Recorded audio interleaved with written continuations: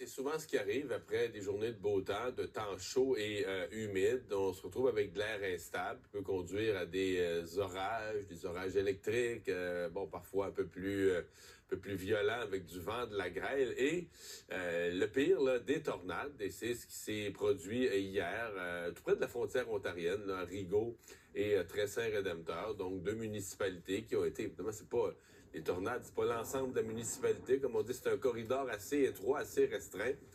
Mais là où ça frappe, je pense que les images parlent d'elles-mêmes. Là où ça passe, ça fait énormément de dégâts.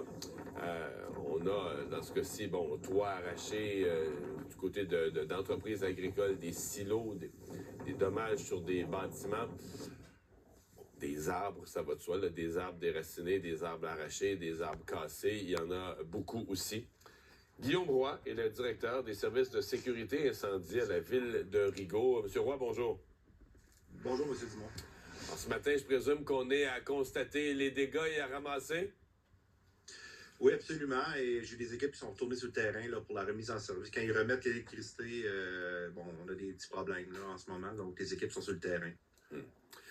Parlez-nous hier, est-ce que quand il y a des alertes de tornades comme ça, est-ce qu'un service incendie fait une préparation particulière? Parce que ça demeure, des alertes, il y en a quand même régulièrement dans l'été, à savoir à quel endroit exactement ça va frapper. Mais est-ce que vous êtes sur un pied d'alerte particulier? Normalement, on monte notre vigilance un petit peu plus. Nous, on est à temps partiel ici. J'ai des équipes qui sont en plein 2 jours, 2 personnes en caserne, plus une équipe qui est en garde externe. Donc, c'est sûr que hier, le message a été passé de rester sur le qui-vive.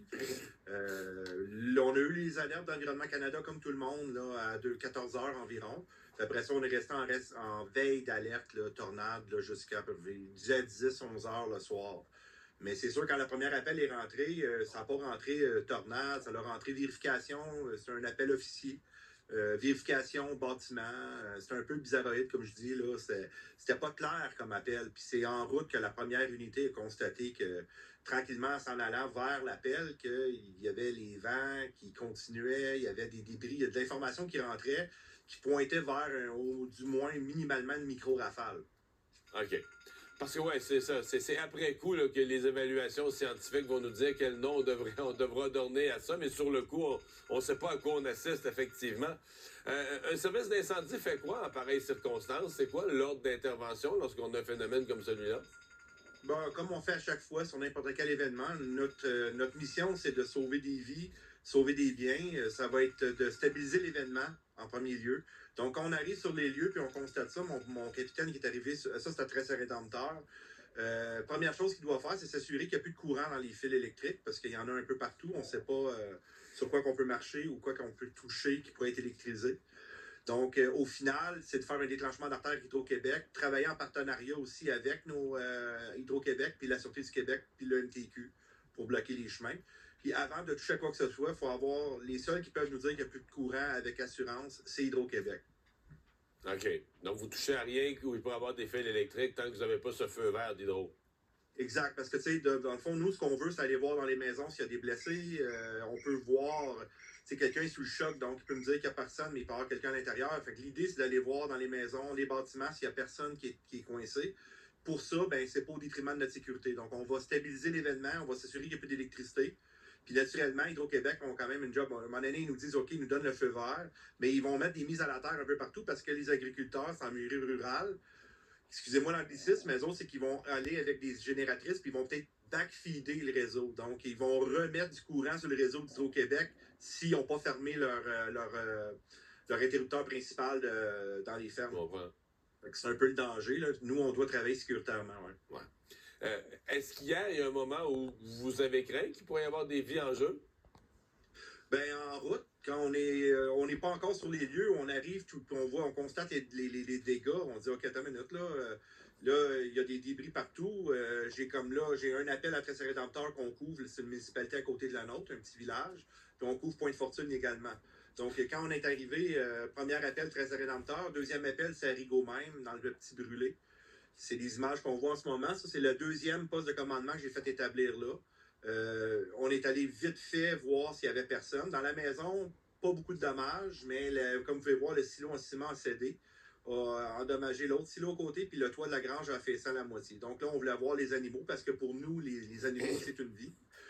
On s'est rendu compte qu'il était en sécurité malgré tout, puis c'était de voir. Puis un poulailler, ben là, c'est des poules. Malheureusement, ils en ont perdu beaucoup. Là. Carrément, le bâtiment a été soufflé au complet de ses fondations. Là. Fait que là, sur le coup, on a dit, bon, clairement, on s'enligne fort probablement pour une tornade, mais c'est pas à nous à le dire. Ouais. On a entendu les experts d'Environnement Canada vers 19h30 hier soir pour le confirmer. Vous connaissez votre territoire, vous nous décrivez ça, mais très Saint-Rédempteur, c'est un village qui est juste au sud-ouest de Rigaud. Est-ce que c'est le même corridor? Est-ce que si on le voyait sur une carte, là, la tornade, c'est elle a accroché Rigaud, puis elle s'est rendue à Saint-Rédempteur, ou l'inverse, elle est partie de Saint-Rédempteur vers Rigaud? Est-ce que c'est deux événements distincts? Non, c'est le même événement. En fait, c'est la même. Là, on peut dire que c'est une tornade avec certitude. Elle a débuté avec mon collègue à Sainte-Marthe, qui couvre à Sainte-Justine.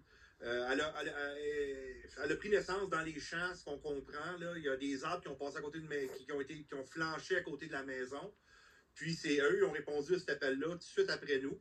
Puis elle a commencé à Sainte-Justine, elle a fauché Saint-Rédempteur, Rigaud, puis elle a fini sa course à Pointe-Fortune, là, dans la sablière. Là. Elle est morte de sa belle mort là. Elle a fait une douzaine de kilomètres par elle-même. Quand même. Oui. Non, c'est impressionnant. C'est la première fois que je vois un corridor de tornade, là, mis à part celui de Gatineau en 2018. J'y étais pas, je suis pompier là-bas aussi. Mais mes collègues m'en ont parlé. Là. C'est quand même impressionnant. C'est très, très concentré sur comme hier, c'est une trentaine de pieds de large. C'est très étroit, là. Très étroit. Très étroit, malheureusement. Dans ce 30 pieds-là, ce qui se fait ramasser, il se fait ramasser, là. Oui, puis là, les experts, de ce que j'ai su, on est sur le terrain pour essayer de déterminer la force à laquelle que la tornade, il y a des F1, F2, F3, F4, là, ils vont catégoriser, en plus d'y donner probablement un nom, comme vous avez dit, mais ils vont catégoriser la force, du moins. Ouais.